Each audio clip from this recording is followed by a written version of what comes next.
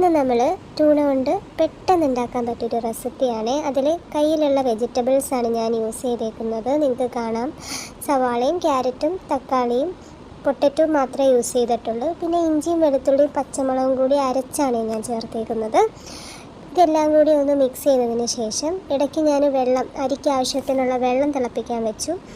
പിന്നെ ടൂണയിലെ oil, excess ആയിട്ടുള്ള oil ഞാൻ ഇച്ചിരി മാറ്റിയിട്ടുണ്ട്. ഫ്ലേവർ വേണ്ടവർക്ക് അത് ആഡ് ചെയ്യാം, കളയണമെന്നില്ല. മുളക് പൊടി, മഞ്ഞൾപ്പൊടി, സ്പൈസസ്, പിന്നെ ബേ ലീവ്സ്, ഗരം മസാലപ്പൊടി ഇതൊക്കെ ഞാൻ ആഡ് ചെയ്തതിന് ശേഷം ടൂണയും കൂടി ഞാൻ മിക്സ് ചെയ്തിട്ടുണ്ട്. പിന്നെ മീനായതുകൊണ്ട് തന്നെ ഉലുവയും കൂടി ആഡ് ചെയ്തിട്ടുണ്ട് ഞാൻ. അതിന് ശേഷം ചൂടുവെള്ളം അതിലേക്ക് ഒഴിച്ചു. പിന്നെ ഒരു മാഗി ക്യൂബ് ആഡ് ചെയ്തിട്ടുണ്ട്, വേണമെന്നില്ല.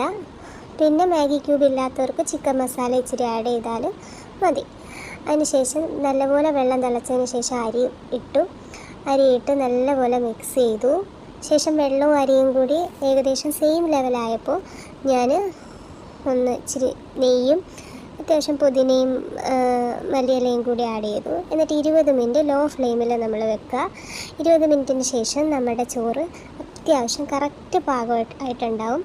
പെട്ടെന്ന് ഉണ്ടാക്കാൻ പറ്റിയൊരു റെസിപ്പിയാണ്, നല്ല ടേസ്റ്റുമാണ്. എല്ലാവരും ട്രൈ ചെയ്ത് നോക്കിക്കോ. Thank you.